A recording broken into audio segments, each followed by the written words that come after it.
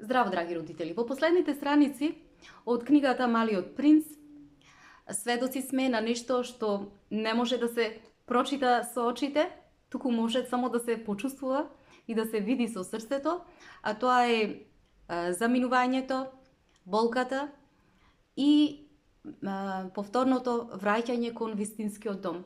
Од аспект на свесното родителство, ова не е приказна за крајот, туку е приказна за вечната врска која што настапува помеѓу двајца и помеѓу повеќе луѓе што се сакаат. Родителството не учи нам дека љубовта не завршува кога се оддалечуваме од децата, туку напротив, таа навистина станува една тивка водилка која што понатаму не одржува и не води низ текот на целиот свој живот. А сега да продолжам со читање на последните две поглавја од книгата Малиот принц. Крај бунарот имаше една урнатина, некаков стар зид од камења. Идната вечер, кога се враќав од мојата работа, оддалеку го загледав Малиот принц седнат горе над зидот со нозете обесени надолу. И го чув како вели: "Значи така, ти не се сеќаваш," велеше тој. "Тоа не беше токму овдека." Без друго некој друг глас му одговараше, оти помалку време тој пак рече: "Да, токму на денешниот ден, но не токму на ова место." Јас продолжив да одам кон зидот.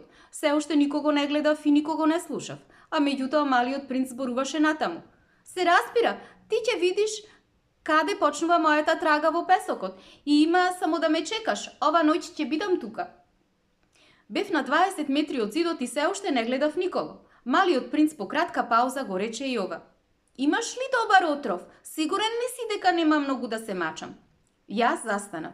Срцето ми се стегна, но се уште ништо не разбирав. "Сега оди си," рече тој, "сакам да се симнам." Тогаш и јас го спуштив погледот надолу и видов еден поскок. Беше исправен кон Малиот принц.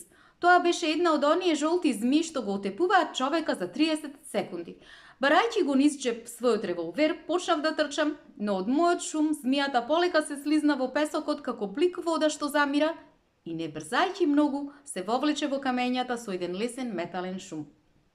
Стасав токму навреме да го пречекам враце малото џудже принц, бледо како снег.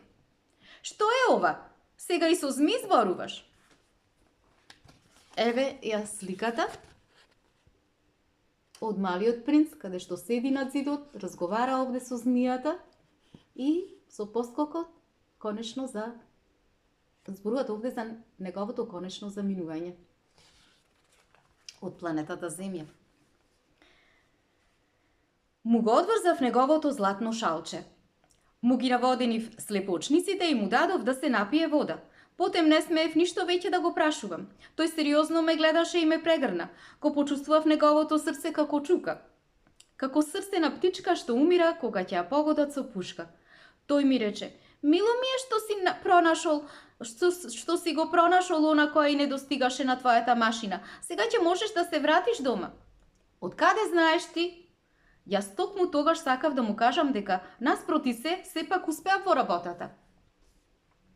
Тој ништо не ми одговори, но додаде: "Јас исто така денеска ќе се вратам кај мене." Потем тажно: "Тоа е многу подалеку, многу потешко." Чувствував многу добро дека се случува нешто чудно. Го стегнав во моите раце како некое детенце, но сепак ми се чинеше дека тој вертикално пропаѓа во некакво бездно, без да можам да го задржам. Тој имаше сериозен поглед, загубен некаде во далечината. "Јас ја имам твојата овца, а имам и кафе за неја. Ја имам и на главката за муцката." И тој тажно се насмевна. Чекав долго време. Почувствував дека тој малку по малку се затоплува. "Џудже моје, ти се плашиш?" Тој се плашеше, се разбира, но сепак благо се насмевнуваше. "Вечерва ќе се плашам многу повеќе."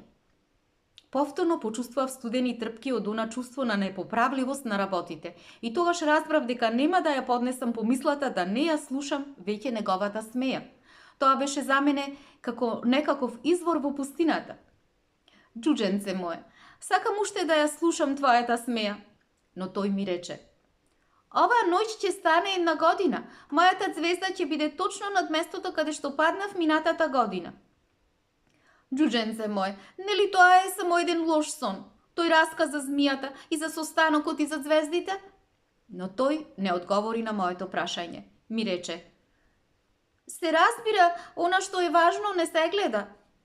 Ми се разбира, тоа е како со цвеќето. Ако сакаш едно цвеќе што се наоѓа на некоја звезда, тогаш е убаво и ноќе да го гледаш небото. Сите звезди се расутени. Се разбира, тоа е како со водата. Она што ми ја даде да ја пијам беше како музика, поради оној чекрек и поради јажето. Се сеќаваш ли? Таа беше толку убава. Се разбира, ти ноќе ќе ги гледаш звездите. Мојата е многу малечка за да можам да ти ја покажам. Подобро е така. Моја звезда за тебе ќе биде една од звездите. Тогаш ти ќе сакаш да ги гледаш сите звезди. И потем јас ќе ти направам еден подарок. Тој уште се смееше. Ах, маличко мое добро џуџенце, сакам да ја слушам твојата смеја. Тогаш тоа ќе биде мојот подарок. Тоа ќе биде како со водата. Што сакаш да речеш? За луѓето звездите не се исти. За едни што патуваат, звездите се водачи, а за други тие не се ништо друго, туку малечки светулки. За оние што се учени, тие се проблеми, а за мојот бизнисмен тие се злато. Но сите тие звезди молчат. Ти ќе имаш звезди како никој што ги немал. Што сакаш да кажеш? Кога ноќе ќе го гледаш небото, тебе ќе ти се чини како да се смеат сите звезди. Оти јас ќе живеам на една од нив. Оти јас ќе се смеам. И ти ќе имаш звезди што ќе знаат да се смеат. И тој уште се смееше. И кога ти ќе се утешиш, ќе бидеш среќен што си ме запознал. Ти секогаш ќе бидеш мој пријател. Ти ќе сакаш да се смееш со мене. И понекогаш ќе го отвориш прозорецот само така, од задоволство. А твоите пријатели ќе бидат зачудени кога ќе те видат да се смееш гледајќи го небото. Тогаш ти ќе им кажеш: да, звездите секогаш ме засмејуваат. И тие ќе мислат дека си попудалел. И јас така ќе ти направам митра игра. И тој уште се смееше. Тоа ќе биде како да сум ти дал наместо звезди еден куп малечки звончиња што знаат да се смеат.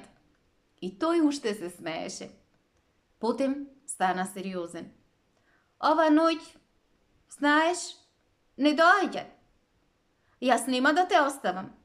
Јас се преправам дека ми е лошо. Помалку ќе изгледам како предумирање. Така е, не доаѓа да гледаш, тоа не е тешко. Јас нема да те оставам. Но тој беше загрижен. Јас ти велам така, заради змијата. Оти таа може да те касне и тебе. Змиите се лоши. Може да те касне и од туку така. Но јас нема да те оставам. А него нешто како да го охрабри. Туку тие немаат отров за повторно касање. Таа ноќ не го сетив кога тргна. Тој полека се извлекол. Кога успеав да го стигнам, одеше решително и со брз чекор, само ми рече: а, ти си тука? И ме фати за рака, но се уште се мачеше. Си сгрешил. Тебе ќе ти биде тешко. Јас ќе изгледам како мртов, но тоа нема да биде вистина. Јас молчев. Разбираш, зашто тоа е многу далеку, јас не можам да го однесам дури таму ова свое тело, тоа е многу тешко. Јас молчев. Но тоа ќе биде како некаква стара напуштена корупка. Сите старите корупки не се тажни. Јас молчев. Тој малку се охрабри, но направи уште еден напор.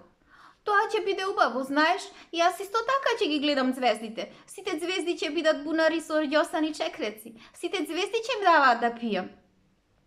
Јас молчев. Тоа ќе биде толку забавно. Ти ќе имаш 500 милиони звончина, а јас ќе имам 500 милиони извори.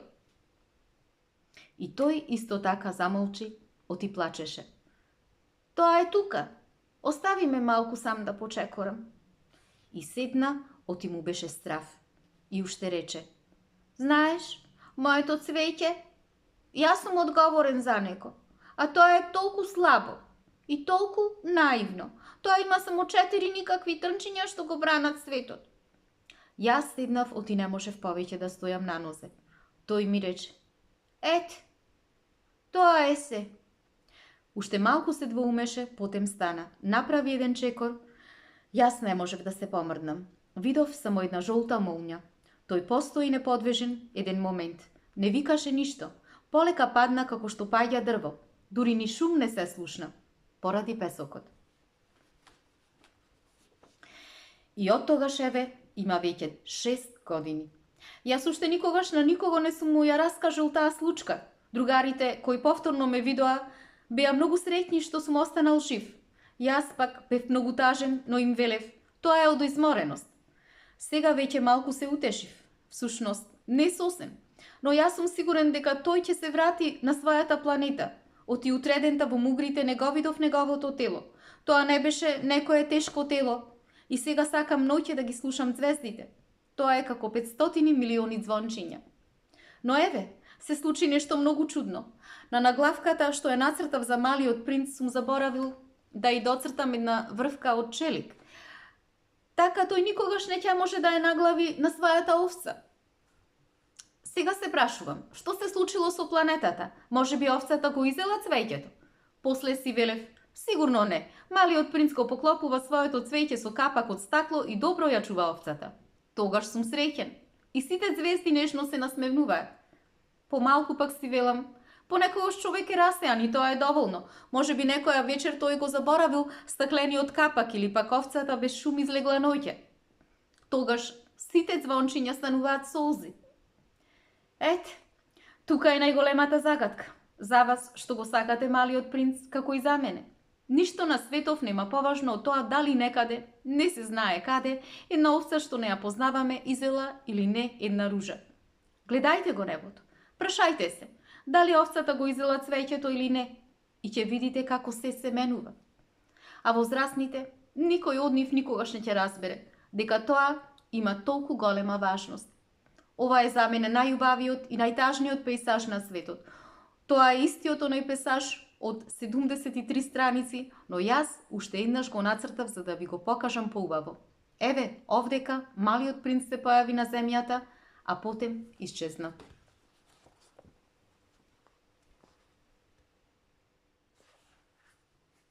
Гледајте го внимателно тој пейсаж, за да бидете сигурни дека ќе можете да го познаете, ако еден ден патувате по Африка низ пустината.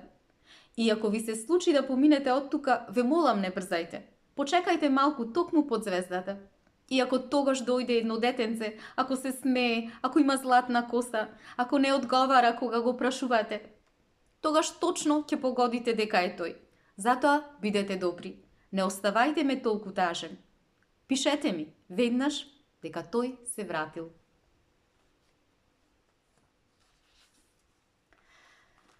Во последните 2 поглавја од книгата Малиот принц, атмосферата е потопена во мистерија и во една тивка болка. Принцот се подкотвува за своето конечно враќање назад кон својата планета, меѓутоа ова враќање не е физичко враќање, во смисла на патување со чекори, туку тоа е духовно враќање, прикажано преку каснувањето на змијата. На прв поглед тоа изгледа дека е круто, дека е сурово, меѓутоа ако се погледне подлабоко, всушност станува збор за еден премин, кој што е символ на ново раѓање, враќање назад кон суштината, враќање назад кон изворот. Од перспектива на свесното родителство, пак, оваа сцена носи повеќе пораки, длабоки пораки, поточно 3. Првата порака е дека разделбата е неизбежен дел од растењето. Што значи тоа? Дека секое дете во одредени моменти ќе мора да се раздели со својот родител и се разбира дека со секоја разделба родителот може да почувствува болка, Дали таа разделба ќе биде првиот пат кога ќе го однесе во градинка или на училиште, или кога првиот пат кога адолесцентот ќе посака да остане сам, ќе побара самостојност од родителите, или пак кога детето во зрелоста ќе побара да го напушти својот дом, да се оддели, да создаде, да оди по својот пат или да создаде своје семејство и така натаму. Без разлика родителот да може тогаш да разбере дека разделбата не значи губење, напротив, преку таа разделба во тој однос, тогаш со детето настапува една трансформација во насока на растење, на раст и развој, на проширување, значи преку болката. И на вистина тогаш, ако го разбереме нештото од тој аспект, болката добива смисла. Втората порака е дека родителот не може секогаш да го заштити детето од болка. Значи, колку ние да сакаме како родители да си ги заштитиме своите деца од тешкотите, сепак вистината е дека во текот на неговиот живот, во текот на неговото растење, детето ќе се соочи со болки, со стравови, со неизвестности и така натаму. И затоа токму овој дел од приказната носи една многу длабока порака, а тоа е дека секое дете, порано или подоцна, ќе се соочи со нешто кое што ќе доведе да се разниша довербата кај него, да се разниша неговата сигурност. И во тие моменти да разбереме како родители дека се гради зрелоста на душата. Значи, таа се гради не преку заштита од болката, туку преку директно неизино допирање со љубов, со разбирање и со нежност. Овде би сакала да спомнам едно мое лично искуство од овој контекст, кога јас лично ја почувствував таа граница помеѓу детството и помеѓу што се подразбира разбирање или свесност за реалниот живот. На само 12 години, кога дознав дека мојата мајка е сериозно болна од канцер на дојка, и тоа беше едно искуство кое ми ја смени потполно перцепцијата или погледот на светот, затоа што до тој момент мојата мајка за мене представуваше, се разбира, и секоја мајка, за секој дете го представува домот, топлиот дом, значи стабилната точка во своето постоење, и тогаш таа вест ја разниша целата моја сигурност. И го памтам моментот кога мајка ми соопшти дека ќе треба да оди на операција заради нејзината болест, и дека, значи, го памтам нејзиното лице, за секое дете тоа сепак е нежно лице кое е исполнето со љубов, но успеав да го забележам и нејзиниот страв во нејзините очи. И моментот се уште го памтам како ја држев за раце и едноставно не можев да си дозволам да ја отпуштам, затоа што се плашев дека ќе ја изгубам. И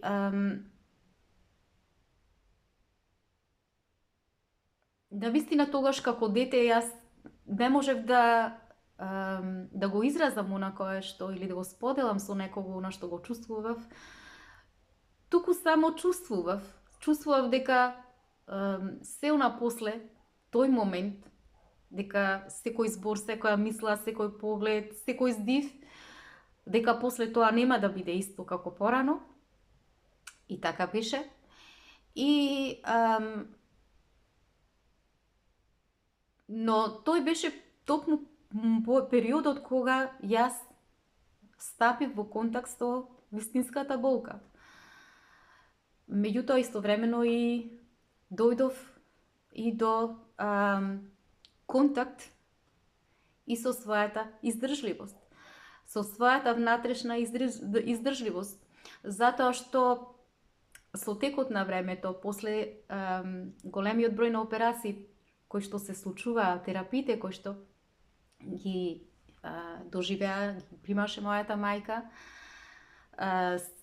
значи сето тоа допринесе за да можам да разберам дека љубовта секогаш не може да представува радост, изворна радост. Дека љубовта подразбира и многу работи други поинакви, и таа ги подразбира борба, подразбира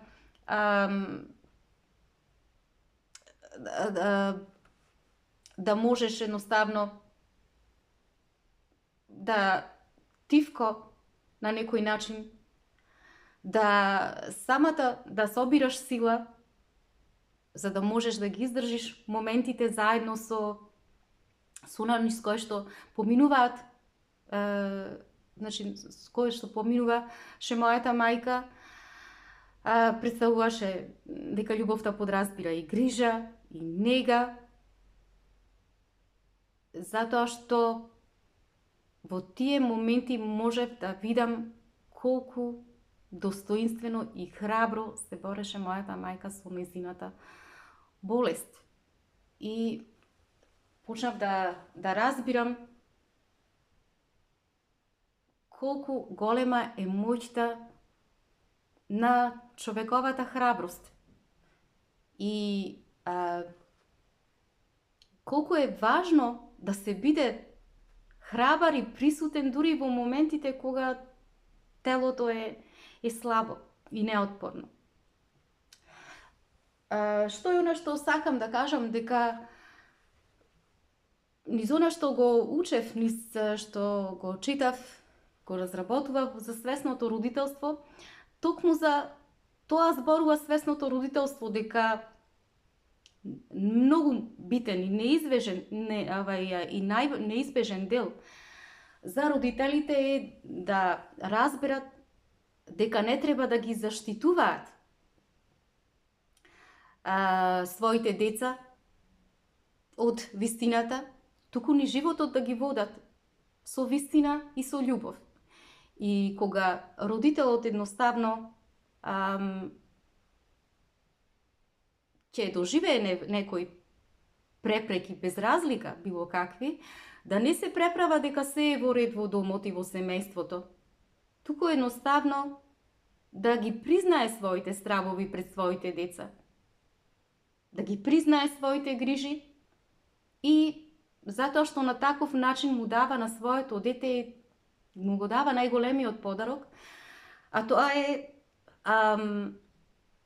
да му даде дозвола да остане хумано, да остане човечно детето, да биде да му дозволи да биде во склад со своите емоции, да му дозволи да чувствува, да му дозволи да биде ранливо и самиот да каже дека е во ред да се биде ранлив. И затоа што кога родителот го учи детето на некој начин да се запознае со било каква загуба, дали е загуба за сигурност, загуба за нешто друго во својот живот, тоа значи дека всушност детето дознава за многу длабоки работи од животот, за едно од најдлабоките работи во животот, а тоа е дека стабилноста се најдува внатре во себе, дека не може да ја добие од надворешните фактори, туку дека детето гради, ќе може да изгради стабилност, внатрешна и издржливост само преку своите собствени искуства кои што ги доживува во својот живот, преку болката, И така да без разлика дали таа болка останува во физичка форма или пак понатаму продолжува во една духовна димензија. Значи, животот, кога ја доживуваме болката и кога се соочуваме со болката, не учи на нешто кое е особено. Значи, кога ги оставаме децата да можат да се соочат со болката, ги учи нешто кое тие не можат да го научат на училиште. Туку единствено можат да го научат преку своето собствено искуство и тоа е многу поважно за нивен раст и исто така и за да можат да допрат до својата човечност, да се поврзат со својата суштина. И кога, значи, растеме со едно такво чувство, тогаш сваќаме дека ние не бегаме од животот, напротив, ние остануваме да бидеме љубовни во својата душа, остануваме да сакаме. Можеби во таквите моменти ќе има солзи, меѓутоа најважно е дека се останува со голема надеж и се продолжува со животот. Последното поглавје пак е едно од најпоетичните поглавја во книгата, затоа што тука можевме да видиме дека дека пилотот свесен е дека малиот принц го напуштил физички, меѓутоа секогаш тој знае дека малиот принц живее над звездите и дека преку него на тој начин тој може сега да комуницира, иако веќе не е физички присутен со него. И од аспект на свесното родителство овде повторно се добиваат пораки дека прво родителите да разберат дека децата не ни припаѓаат нас, значи детето не ни припаѓа нам, тоа доаѓа преку нас, меѓутоа децата се за да ги поддржуваме, за да ги придружуваме, но никако не можеме да ги поседуваме. И малиот принц овде навистина, како што пишува во книгата, тој мора да замине затоа што е верен на својата мисија, тој веќе извршил својата мисија тука, додека пилотот бил во пустината, додека го поправал авионот, му правил друштво, го одржувал во живот, меѓутоа после неговата мисија тој мора да се замине. И тука ако направиме една паралела со родителите, во родителствувањето се разбира дека ќе го поврземе со тоа дека и децата мора исто така да заминат по својот пат.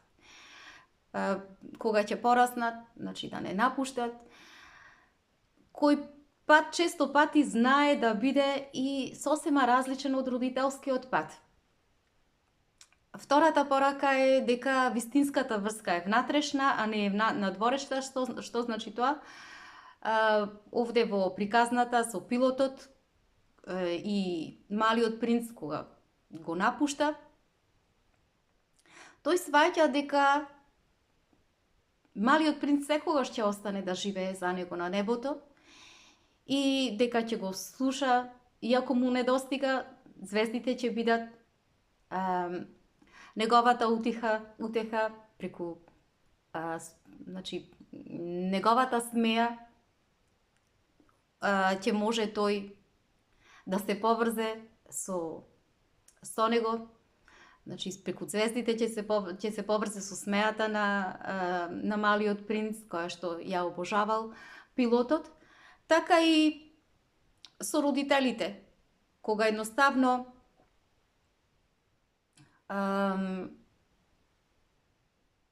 дури да дојде до физичка разделба, поради смрт или поради други животни околности, љубовта која што била физичка, постоела помеѓу родителот и детето, сега се преточува во нешто кое што го надминува времето и просторот, а тоа се претвора во една духовна светлина која што го води родителот.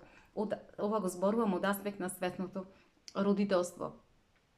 Иако многу е тешко, се разбира дека не постои утеха за самиот родител во таквите моменти кога го губи своето дете, меѓутоа духовната лекција овде е дека секоја разделба е привидна разделба.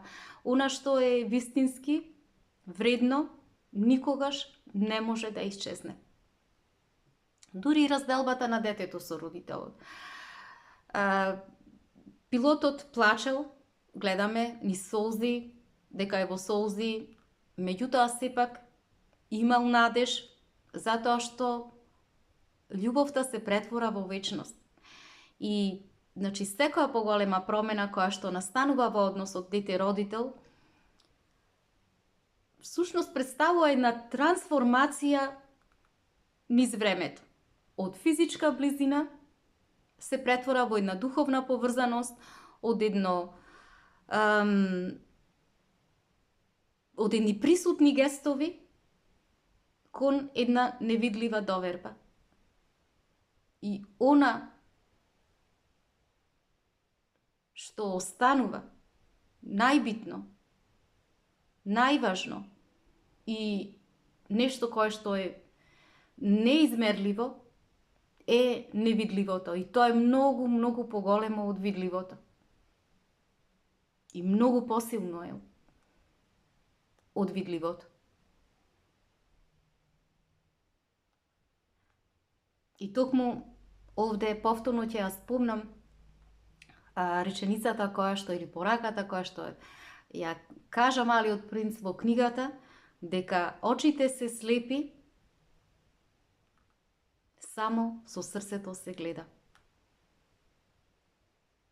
Точно дека никогаш љубовта не исчезнува, туку таа се претвора во една духовна светлина, во една звезда која што го води родителот понатаму да издржува и да трае во неговиот живот. Драги мои, тоа би било се за ова видео. Имајте убав ден, се гледаме.